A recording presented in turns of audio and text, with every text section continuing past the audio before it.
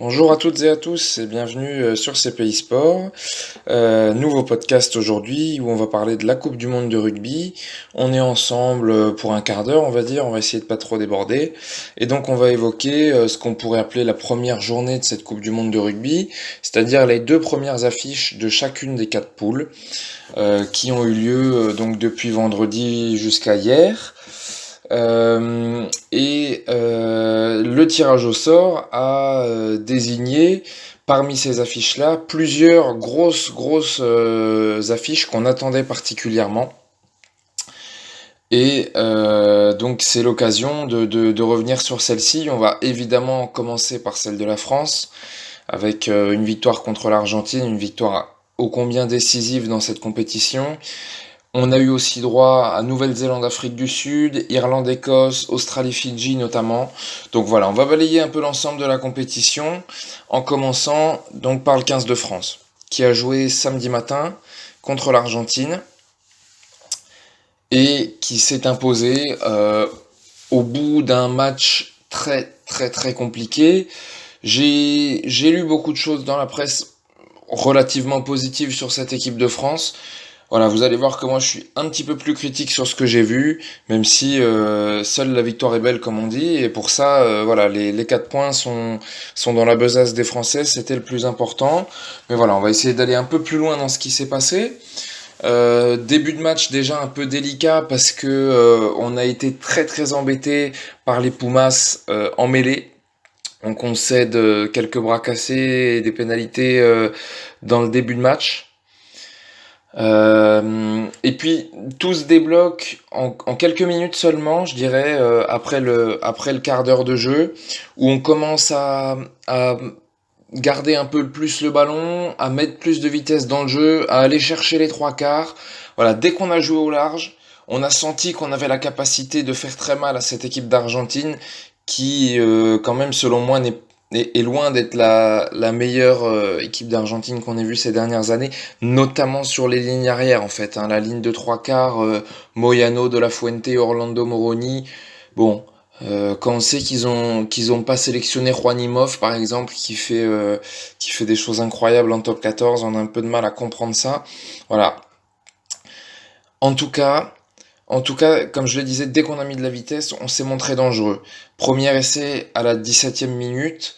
Ça part d'une passe un peu sautée de Maxime Médard vers l'aile de Damien Penaud, qui fait une énorme différence. Hein. Il parcourt une bonne vingtaine, une bonne trentaine de mètres, ballon en main. Et puis ensuite, on a la transformation du jeu où on écarte vers l'autre aile. Et là, c'est sur cette partie-là de l'action, c'est Virimi Vakatawa normalement notamment qui fait un travail énorme sur un cadrage débordement où il dépose, il mystifie le capitaine Matera. Et ensuite, il va jusqu'au bout en transmettant vers Ficou sur l'aile gauche. Et voilà, Ficou retour intérieur qui arrive encore à battre trois défenseurs pour marquer.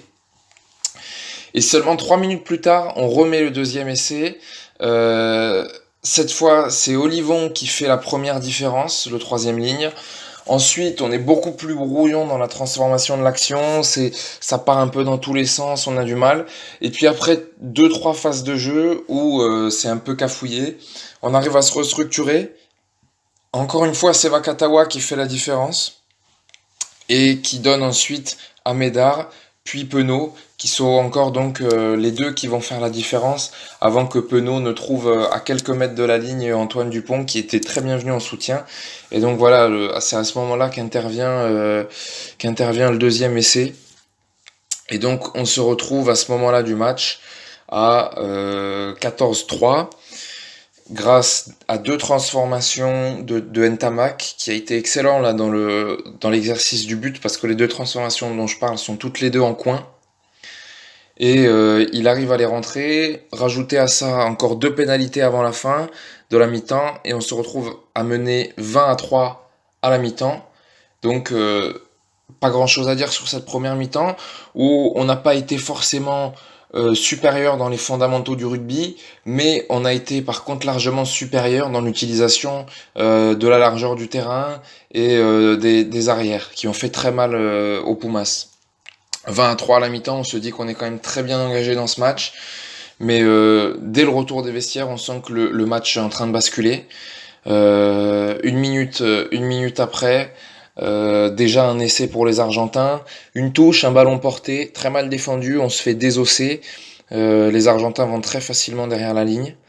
Bis repetita, une douzaine de minutes plus tard, de nouveau, vraiment la même action, cette fois de l'autre côté, une touche aux alentours des 5 mètres, un ballon porté, on se fait enfoncer et ça va derrière la ligne.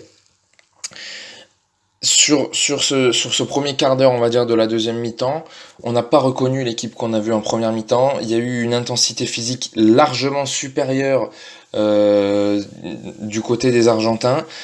Voilà, je sais pas ce qui s'est dit à la mi-temps. En tout cas, on connaît cette équipe sud-américaine. C'est la grinta par excellence. C'est la motivation, l'envie. Voilà, ils mettent toutes les forces qu'ils ont dans la bataille et ça s'est vu sur ce début de deuxième mi-temps. C'est là qu'ils nous ont clairement dépassés. Ensuite, on se met encore à la faute à deux reprises et à la 68e minute, Urda Pieta fait passer l'Argentine devant 21-20. Il reste alors une douzaine de minutes pour repasser devant. On voit pas, honnêtement, à ce moment-là du match, on voit pas comment les Français peuvent repasser devant parce que sur cette deuxième mi-temps, il n'y a plus une action dangereuse en faveur des Bleus. Il y a, on a perdu l'équipe qu'on avait. On les a sentis aussi mentalement un peu fébriles parce qu'ils sentaient qu'ils étaient en train de prendre la marée, ils savaient pas comment revenir dans le match. Et finalement, c'est un peu un exploit individuel qui nous remet dedans. C'est Camille Lopez qui est rentré pour la fin de match, comme l'avait prévu Brunel, de faire rentrer des joueurs d'expérience dans les dernières minutes. Et ben c'est Camille Lopez qui est servi pour le drop, qui est pas forcément dans les meilleures conditions parce que la passe est presque un peu basse.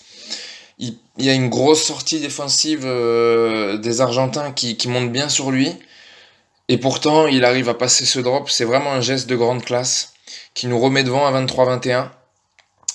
Et dernière frayeur, on va dire, en toute fin de match, c'est une faute de Ficou qui se retient pas assez, qui va qui, qui plaque un peu un Argentin dans les airs alors qu'il était à la réception d'un dégagement.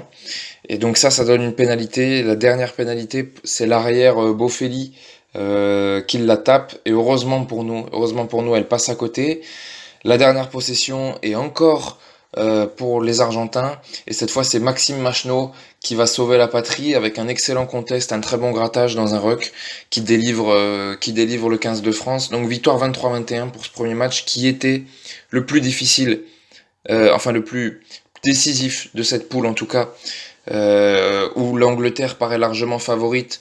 Et bon, rien n'est joué, mais on voit difficilement comment l'Angleterre pourrait ne pas finir première du groupe, en théorie. Et donc il fallait absolument battre les Argentins qui étaient nos principaux rivaux pour la deuxième place. C'est chose faite. Il y a énormément de choses à améliorer, notamment chez les avants, dans la conquête en tout cas. On a eu quand même pas mal de difficultés en touche, j'ai trouvé, surtout Kamisha quand il est rentré en deuxième période, il y a eu quelques touches perdues. Les mêlées, on a été très loin du 100% aussi, on a eu un peu de mal à s'adapter aux nouvelles consignes qui sont données pour cette Coupe du Monde. Voilà. Là, il y a des choses à améliorer à ce niveau-là. Sur la ligne des trois quarts et des arrières, pas grand-chose à dire. Excellent. Peut-être Yoann Huget un petit peu en dessous, on l'a moins vu sur les actions importantes.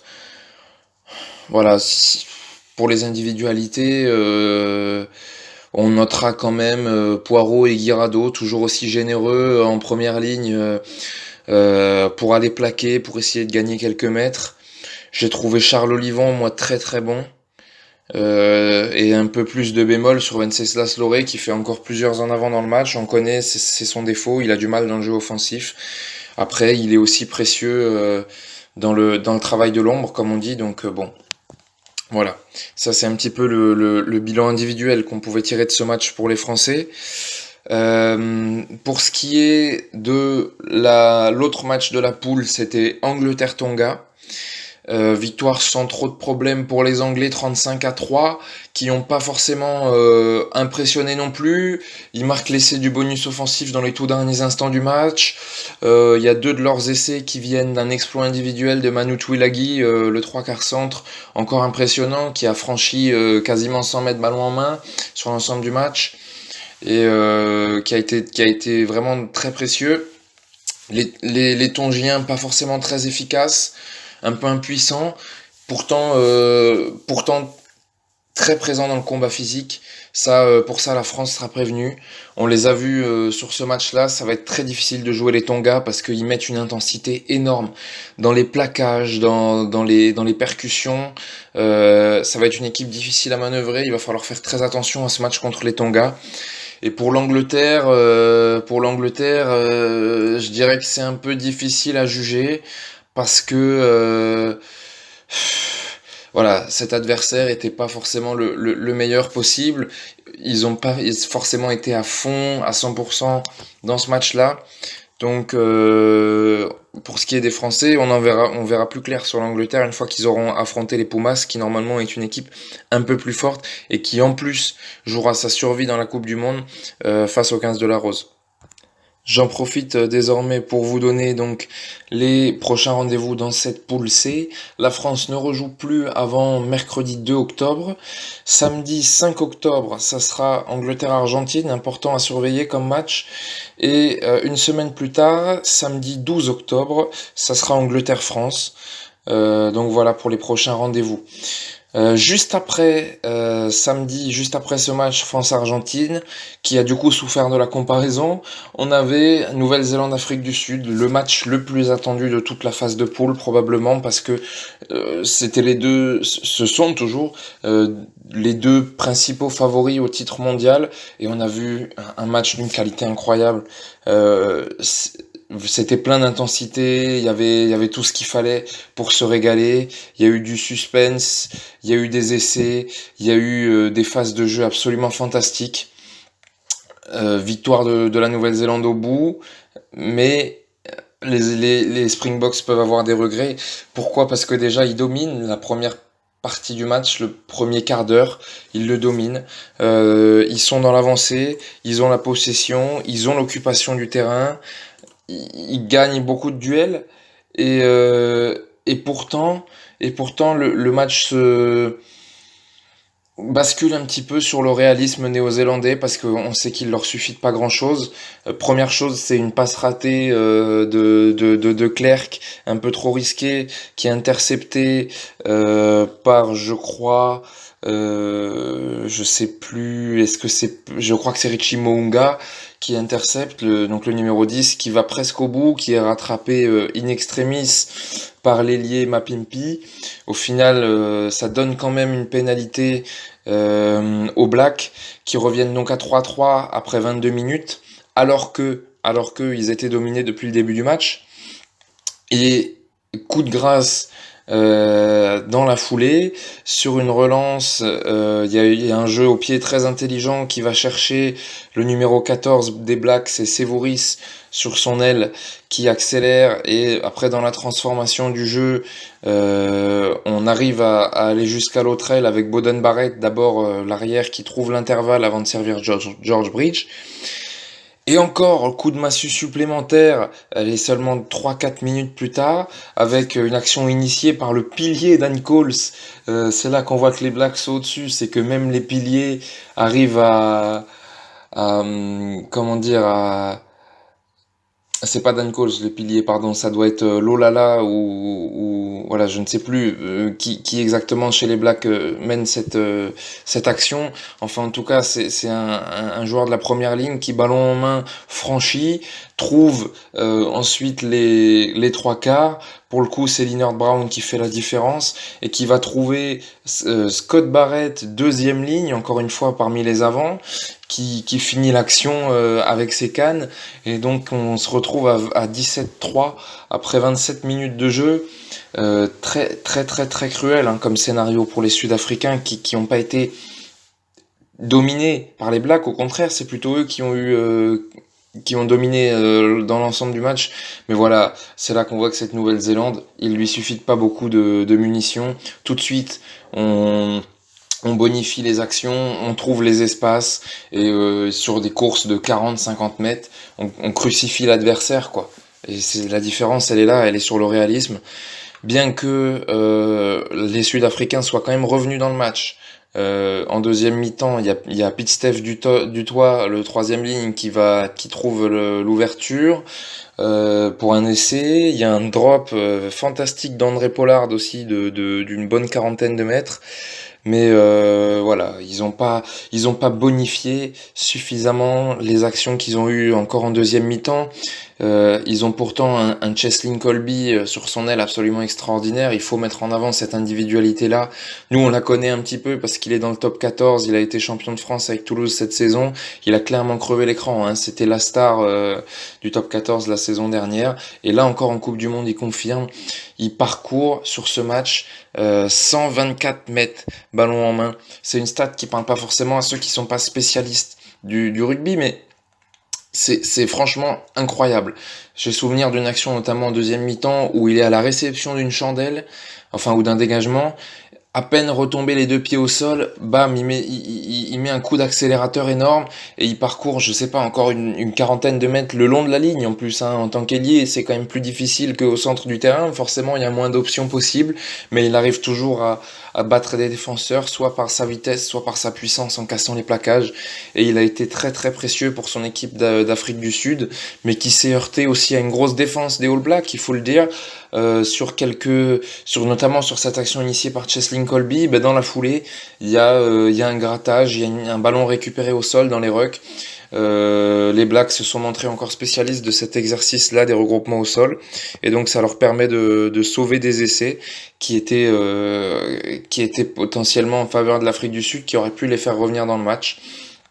Mais, euh, mais quelles que soient les conditions, même quand ils sont dominés, parce que, bon, dominer c'est un bien grand mot, mais la possession est de 53% en faveur des Box, l'occupation est de 59% en faveur des Box, et pourtant, à la fin, c'est les Blacks qui gagnent, et donc voilà, ça c'était pour le choc de cette poule B, et le choc de la phase de poule de manière générale, sachant que, bon, le sort de cette poule B paraît désormais relativement scellé. Les Blacks devraient finir premier, les Box deuxième, parce que parmi les autres adversaires, il y a l'Italie, la Namibie et le Canada. On voit vraiment pas laquelle de ces trois équipes pourrait, ne serait-ce qu'inquiéter un chouïa, les deux mastodontes qu'on a vu s'affronter ce week-end. Ça, c'était pour la poule B. Cette poule B, elle va croiser avec la poule A, celle de l'Irlande, l'Écosse, le Japon, le Samoa et la Russie. Premier gros match, en fait, le plus gros match, bah, lui aussi a eu lieu d'entrée ce week-end. Irlande-Écosse. Finalement, presque un peu décevant parce que ça a été à sens unique. Ça a été à sens unique. Le 15 du Chardon a été complètement écrasé par le 15 du Trèfle, qui a, qui a mis son empreinte sur le match d'entrée grâce à ses avants. 3 essais sur les 24 premières minutes, 3 essais marqués par les avants, Ryan, Best, Furlong, certains sur des ballons portés à la suite de touches, certains à force de pilonner dans les 5-10 derniers mètres avant l'embut. Voilà. Très rapidement, l'Irlande s'est mise à l'abri. Il y a un gros fait de match aussi qui handicape l'Écosse, non seulement pour cette partie, mais pour l'ensemble du tournoi. C'est la blessure d'Amish Watson, qui était probablement leur meilleur joueur dans le 8 de devant, donc troisième ligne aile, qui se blesse dans un regroupement au sol. Blessure qui a l'air relativement grave au genou. En tout cas, il est forfait pour toute la Coupe du Monde, et ça va vraiment pénaliser les Écossais. Des Écossais qui dans ce match n'ont jamais semblé en mesure de revenir, parce qu'en plus ils n'ont pas été favorisés en seconde mi-temps par les conditions météo. Il a énormément plu sur Yokohama, donc impossible de développer du jeu. À chaque action où on semblait avoir un peu de vitesse pour les Écossais, bah, il y avait toujours un en avant, un ballon échappé, quelque chose, une imprécision, quoi, qui, qui, qui, bah, qui annulait tout ce qui avait été fait de bon jusqu'à présent. Et, euh, et voilà, à l'arrivée, c'est une victoire sans difficulté de l'Irlande. Il n'y a pas grand-chose à dire sur la deuxième mi-temps. Ils arrivent encore à marquer par l'intermédiaire de l'ailier Conway pour attraper le point de bonus sur une de leurs seules vraies opportunités. Donc voilà, pas de difficulté pour l'Irlande qui, elle aussi, ne devrait pas trop trembler pour finir première de la poule, ce qui n'est pas le cas de l'Écosse, puisque l'Écosse, en plus, avec la blessure d'Amish Watson, et déjà sur ce qu'on voit depuis quelques mois, ne semble pas avoir une grosse marge de manœuvre sur ses adversaires pour la qualification. Je pense ici au Japon et aux îles Samoa. Elle reste favorite, mais euh, voilà, comme je l'ai dit, elle a pas beaucoup de marge. Elle a un pack d'avant qui est pas dominant du tout.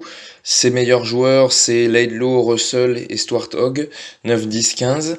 La ligne de trois quarts est pas mauvaise non plus. Il va falloir qu'elle s'appuie là-dessus, cette équipe-là, parce que je pense vraiment que ça va pas être facile entre le Japon, qui est vraiment porté par son public, et les Samoa, qui est toujours une équipe dangereuse. Ils ont des joueurs qui évoluent dans de bons championnats. Ils mettent toujours beaucoup de puissance. Voilà, ils ont de l'expérience. Voilà, quelques grands noms. Je pense à Mossa, à Nanai Williams par exemple. Des joueurs, voilà, des joueurs qui ont déjà disputé plusieurs coupes du monde et qui pourraient poser problème à cette équipe d'Écosse. Les matchs à venir, d'ailleurs, dans cette poule-là, les plus importants, donc pour les confrontations directes pour la qualification, on a Écosse-Samoa lundi 30 septembre, on a Japon-Samoa samedi 5 octobre, et on a un espèce de huitième de finale, hein, le tout dernier match de cette poule, dimanche 13 octobre, Japon-Écosse. Dernière poule à évoquer, la poule D, avec un match qu'on attendait particulièrement, c'est Australie-Fidji, avec pas mal d'indécisions, parce qu'on pensait que les îles Fidji pouvaient bousculer une équipe d'Australie qui semble elle aussi pas au top de ce qu'on a pu voir sur ces dernières années.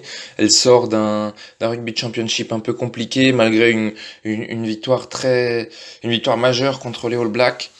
Voilà, c'est une équipe qui est beaucoup critiquée et il faut dire qu'elle a eu du mal à se mettre dedans. Elle a souffert par rapport aux qualités physiques des Fidjiens, ce qui est de la vitesse et de la puissance. Elle a plutôt été dominée en début de match jusqu'à se retrouver menée 21-12 après le retour des vestiaires sur une interception de YCA, joueur du Stade Français qui a intercepté une passe adverse et donc qui s'est retrouvé plein champ à courir sans pouvoir être rattrapé.